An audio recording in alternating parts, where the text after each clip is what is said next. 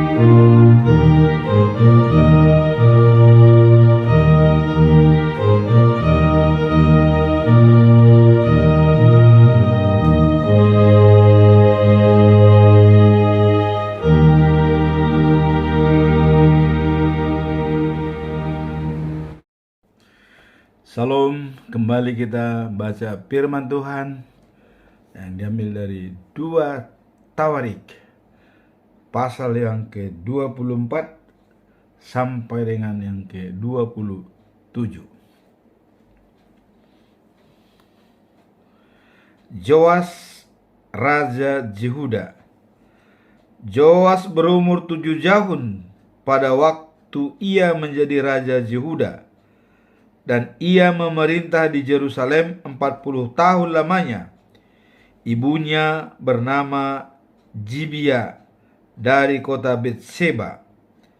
Selama Imam Joyada masih hidup, Joas melakukan hal-hal yang menyenangkan hati Tuhan. Joyada memilih 2 orang wanita untuk istri Joas, dan dari mereka Joas mendapat anak laki-laki dan perempuan. Setelah memerintah beberapa waktu lamanya, Joas memutuskan untuk memperbaiki rumah Tuhan. Para imam dan orang Lewi diperintahkannya untuk pergi ke penduduk kota-kota di Yehuda dan mengumpulkan uang dari seluruh rakyat untuk perbaikan gedung rumah Tuhan setiap tahun. Ia menyuruh mereka segera melaksanakan tugas itu, tetapi orang-orang Lewi berlambat-lambat. Karena itu ia memanggil Imam Joyada, pemimpin mereka, lalu berkata, "Bukankah Musa, hamba Tuhan, telah menyuruh rakyat membayar pajak untuk membiayai kemah Tuhan? Sekarang mengapa orang-orang Lewi itu tidak Bapak desak untuk mengumpulkan pajak dari rakyat di Yehuda dan Yerusalem?" Pengikut-pengikut Atalia wanita jahat itu sudah merusak rumah Tuhan, dan banyak dari barang-barang yang dikhususkan untuk Allah telah mereka pakai untuk menyembah Baal. Maka raja memerintahkan supaya orang Lewi membuat sebuah kotak uang dan meletakkannya di depan pintu gerbang rumah Tuhan. Di seluruh Yerusalem dan Yehuda diumumkan bahwa semua orang harus membawa pajak untuk Tuhan, seperti yang diwajibkan oleh Musa. Pengumuman itu menyenangkan hati rakyat dan pemimpin-pemimpin mereka. Beramai-ramai mereka memasukkan uang pajak mereka ke dalam kotak itu.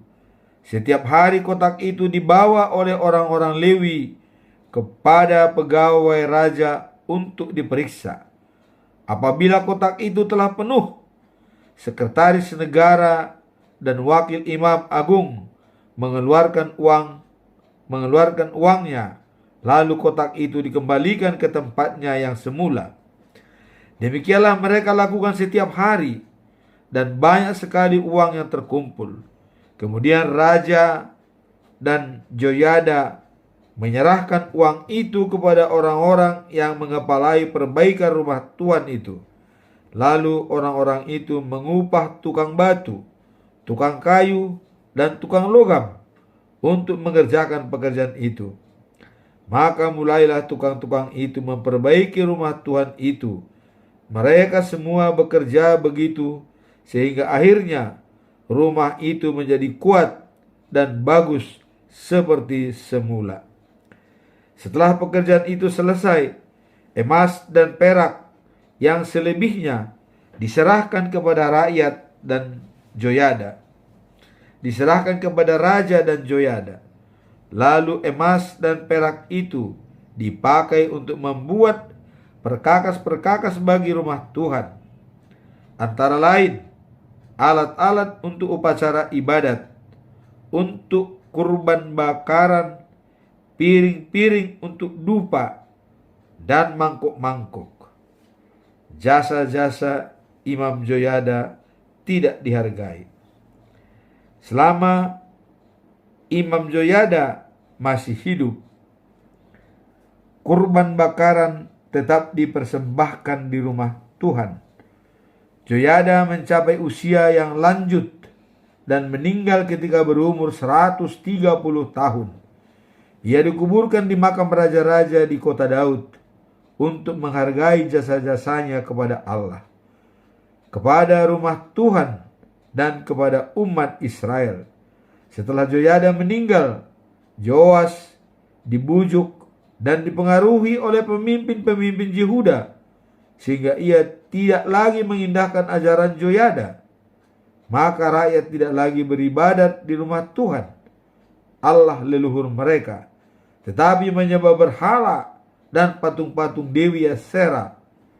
Dosa mereka itu menyebabkan Tuhan marah kepada Yehuda dan Yerusalem. Tuhan mengutus nabi-nabi untuk menegur mereka supaya kembali mengabdi kepada Tuhan. Tetapi rakyat tidak mau mendengarkan.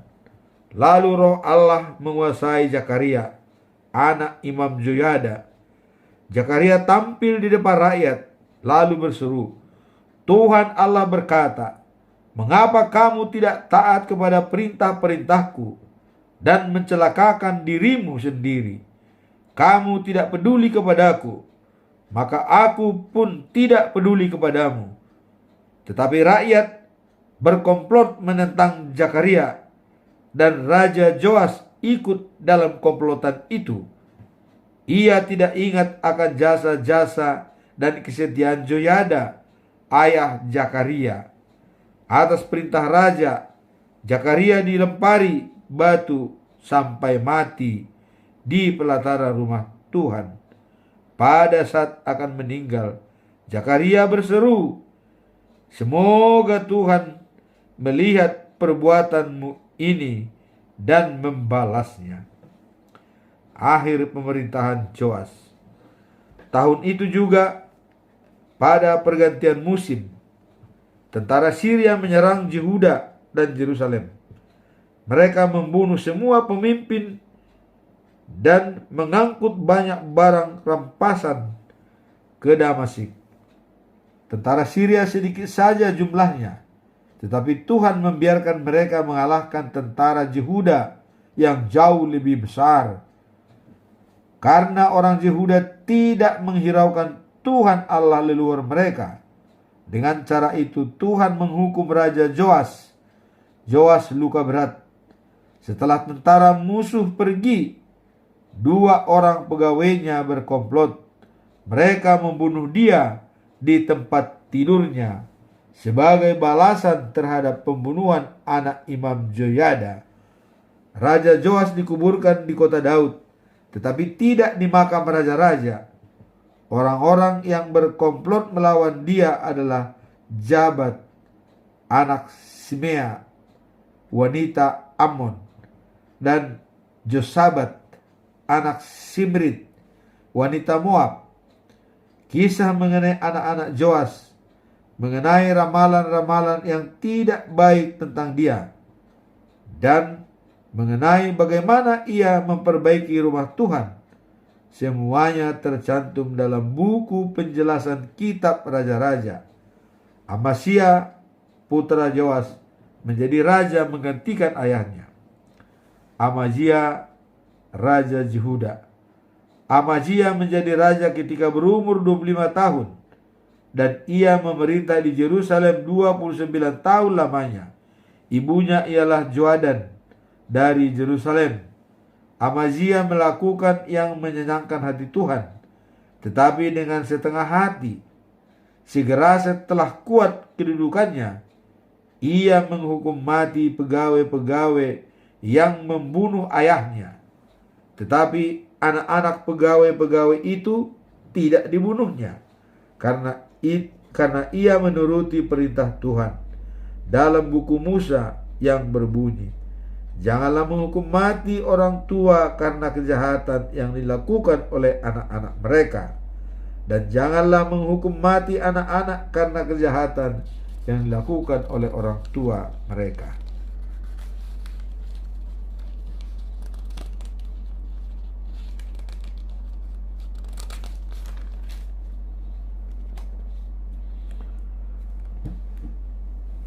Setiap orang hanya boleh dihukum mati karena kejahatan yang dilakukannya sendiri.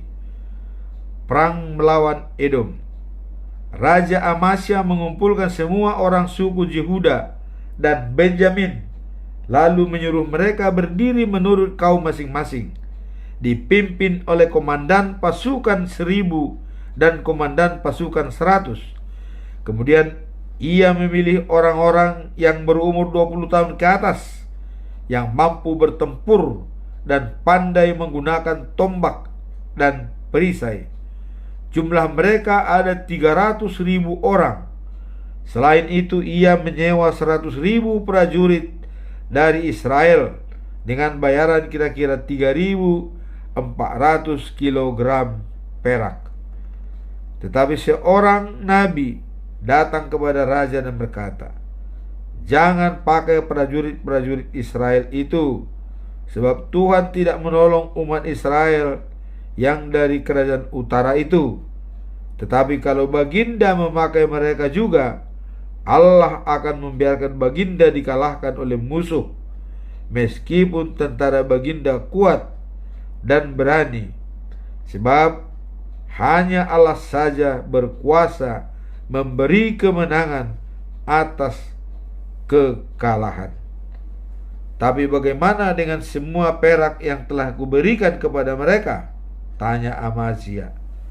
Nabi itu menjawab, "Tuhan bisa mengembalikan kepada baginda lebih dari itu."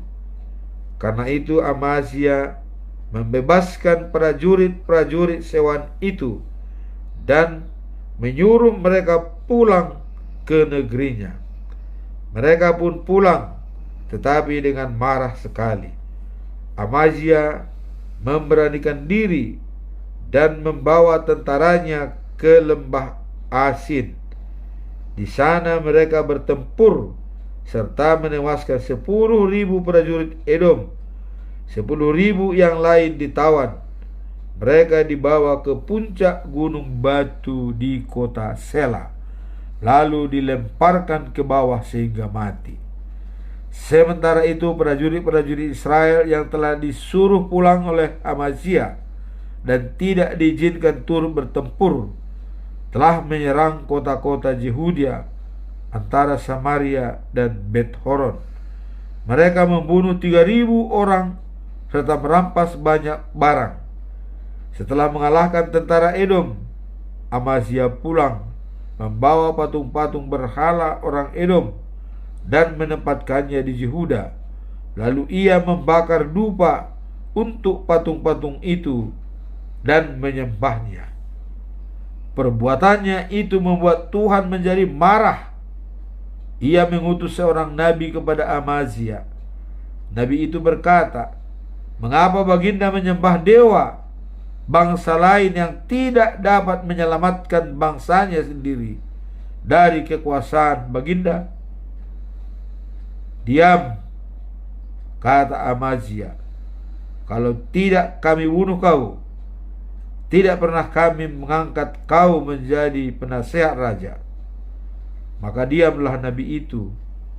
Tetapi sebelumnya ia sempat berkata, "Sekarang saya tahu bahwa Allah sudah memutuskan untuk membinasakan baginda karena perbuatan baginda itu, dan karena baginda tidak menghiraukan nasihat saya." Yehuda berperang melawan Israel.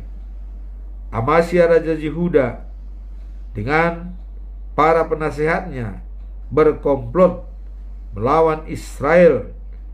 Ia mengirim utusan kepada Joas raja Israel, anak Joahas, cucu Jehu, untuk menantang dia berperang. Tetapi Raja Joas mengirim jawaban ini, "Suatu waktu semak berduri di pegunungan Libanon mengirim tuntutan ini kepada pohon cemara. Hai pohon cemara, berikanlah anak gadismu kepada anakku untuk menjadi istrinya." Tetapi kemudian lewatlah di situ seekor binatang hutan yang menginjak-injak semak berduri itu. Engkau, Amazia, membual bahwa kau telah mengalahkan orang Edom, tapi lebih baik kau tinggal saja di rumah. Untuk apa mencari-cari persoalan yang hanya akan mencelakakan dirimu dan rakyatmu? Tapi Amazia raja Yehuda tidak menghiraukan kata-kata Joas raja Israel, dan Allah memang menghendaki supaya Amazia dikalahkan karena ia telah menyembah patung berhala orang Edom. Karena itu Joas berangkat dengan anak buahnya ke Bet-Shemesh dan berperang dengan Amazia di sana. Tentara Yehuda dikalahkan dan semua prajuritnya lari pulang ke rumahnya masing-masing. Joas menangkap Amazia dan membawanya ke Yerusalem, lalu meruntuhkan tembok kota itu sepanjang kurang lebih 200 meter, mulai dari pintu gerbang Efraim sampai ke pintu gerbang sudut. Semua emas dan perak serta semua perkakas yang ditemukan di rumah Tuhan dan yang berada di bawah pengawasan Obed Edom, juga semua harta benda istana bersama beberapa orang sandera diangkut oleh Joas ke Samaria. Setelah Joas raja Israel meninggal, Amazia raja Yehuda masih hidup 15 tahun lagi. Setelah Amazia meninggal, Setelah Amasya meninggalkan Tuhan, orang berkomplot melawan dia di Yerusalem. Karena itu, ia lari ke kota Lakis. Tetapi musuh-musuhnya mengejar dia ke sana dan membunuhnya. Jenazahnya diangkut dengan kuda ke Yerusalem. Lalu dikuburkan di makam raja-raja kota Daud. Kisah lainnya mengenai Raja Amazia dari mula sampai akhir pemerintahannya dicatat dalam buku sejarah raja-raja Yehuda dan Israel. Usia Raja Yehuda. Sesudah Amazia meninggal, seluruh Raja Yehuda memilih Usia putranya menjadi raja. Pada waktu itu ia berumur 16 tahun. Ibunya bernama Jekoya, wanita Yerusalem. Usia memerintah di Yerusalem 52 tahun lamanya. Dialah yang merebut dan membangun kembali kota Elot seperti ayahnya. Uzia pun melakukan yang menyenangkan hati Tuhan. Zakaria adalah penasehat rohaninya. Selama Zakaria masih hidup, Uzia dengan setia beribadat kepada Tuhan sehingga Tuhan memberkatinya. Uzia bertempur melawan orang Filistin. Ia meruntuhkan tembok-tembok kota Gad, Yabne, dan Asdod, lalu mendirikan kota-kota berbenteng dekat Asdod dan di daerah lain di Filistin. Allah menolong dia mengalahkan orang Filistin dan orang Arab yang tinggal di Gur Baal serta orang Meunim. Orang Amon membayar upeti kepada Uzia. Ia makin berkuasa sehingga namanya tersohor sampai ke Mesir. Untuk memperkuat kota Yerusalem, Uzia mendirikan menara di pintu gerbang sudut, di pintu gerbang lembah, dan di tikungan tembok.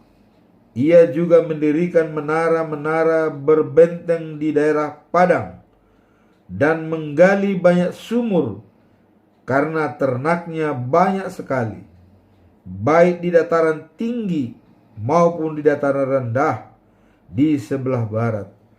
Karena ia menaruh perhatian pada pertanian, maka ia mempekerjakan banyak orang untuk membuka kebun-kebun anggur di daerah pegunungan dan untuk menggarap tanah di daerah-daerah yang subur.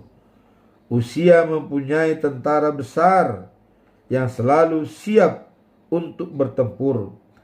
Mereka terdiri atas kesatuan-kesatuan yang jumlahnya dicatat oleh kedua sekretaris raja, yaitu Jeiel dan Manasya, di bawah pimpinan Hanaya, salah seorang anggota staf raja. Seluruh angkatan bersenjata itu terdiri dari 307.500 prajurit dipimpin oleh 2.600 perwira. Mereka semua mempunyai kemampuan yang sangat besar untuk bertempur dan membantu raja mengalahkan musuh. Uzia memperlengkapi tentaranya itu dengan perisai, tombak, topi baja, baju besi, busur dan panah, serta batu pengumban. Di Yerusalem para ahli senjatanya telah menciptakan alat yang didapat membidikkan anak panah dan batu-batu besar dari dalam menara dan sudut-sudut tembok kota. Uzia termasyhur di mana-mana, dan ia menjadi sangat berkuasa karena Allah sangat menolong dia. Uzia dihukum karena sombong. Setelah Raja Uzia kuat, ia menjadi sombong, dan itu menyebabkan kehancurannya. Ia melanggar perintah Tuhan Allahnya karena memasuki rumah Tuhan untuk membakar dupa di atas mezbah dupa. Tetapi Imam Azaria bersama 80 imam lain yang kuat-kuat dan berani mengikuti dia untuk menentang perbuatannya itu. Mereka berkata, "Paduka yang mulia, Baginda tidak berhak membakar dupa untuk Tuhan. Itu tugas imam-imam keturunan Harun. Sebab merekalah yang dihususkan untuk itu. Hendaklah Baginda meninggalkan tempat yang suci itu." Baginda telah melawan Tuhan Allah dan tidak lagi mendapat restunya. Pada waktu itu Uzia sedang berdiri di dekat mezbah dupa di rumah Tuhan dengan alat pembakar dupa di tangannya. Ia marah kepada imam-imam itu, dan tiba-tiba timbul penyakit kulit yang mengerikan pada dahinya. Azaria dan imam-imam lain melihat kepadanya dengan sangat terkejut, lalu mendesak supaya ia meninggalkan rumah Tuhan. Cepat ia keluar karena Tuhan telah menghukumnya. Sampai Raja Uzia meninggal, penyakitnya itu tidak sembuh-sembuh. Ia diasingkan di sebuah rumah dan tidak diizinkan lagi memasuki rumah Tuhan.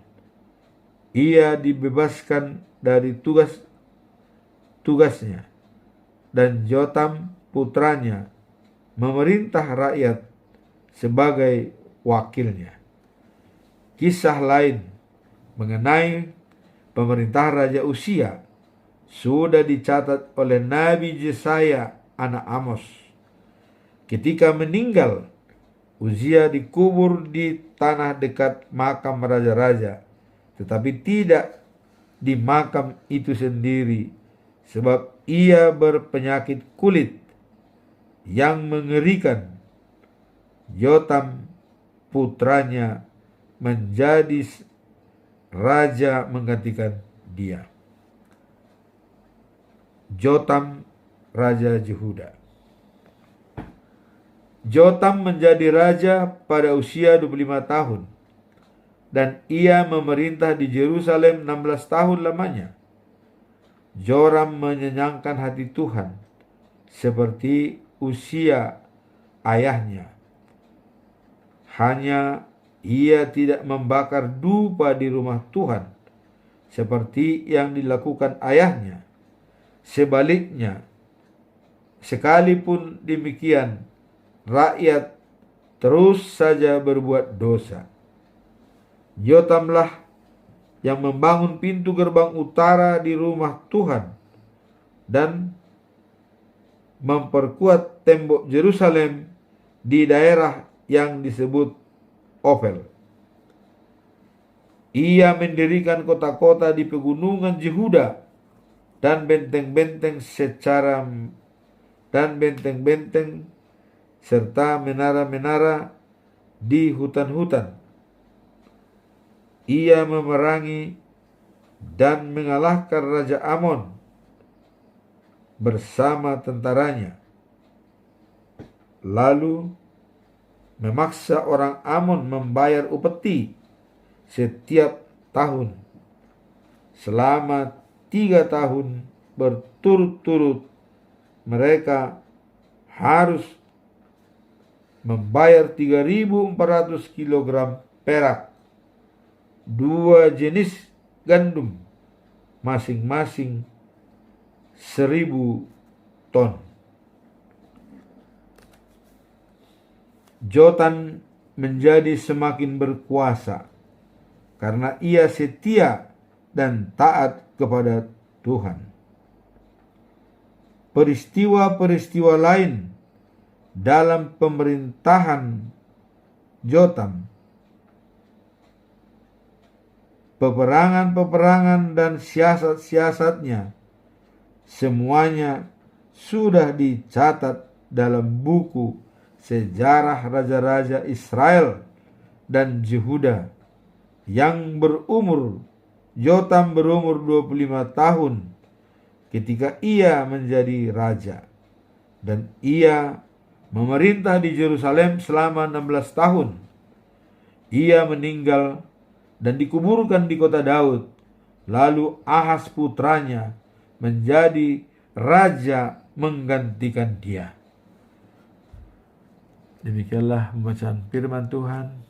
Semoga apa yang kita baca bisa bermanfaat untuk kita dalam menguji kebenaran firman Tuhan.